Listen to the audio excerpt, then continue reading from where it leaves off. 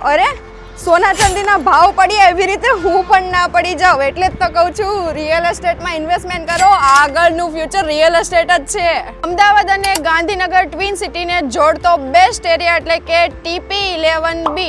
જો અહીંયા SG highway છે ને એનાથી અહીંયા તમે સહેજ અંદર આવશો ને એટલે રોડ ટચ જ પ્રોજેક્ટ છે. પ્રી લોન્ચિંગ પ્રોજેક્ટ 180 વારમાં સૌથી મોટી સાઇઝમાં 3 BHK ની સાઇઝમાં તમને 2 BHK એ લોકો આપે છે.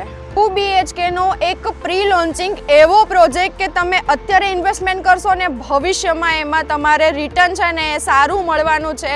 કેમ કે એમ બી તમને ખબર જ છે કે કોમનવેલ્થ આવે છે, જેના કારણે જે બી આ નવો ડેવલપમેન્ટ એરિયા છે ને એ લોકોને રિટર્ન તો બહુ સારું જ મળવાનું છે.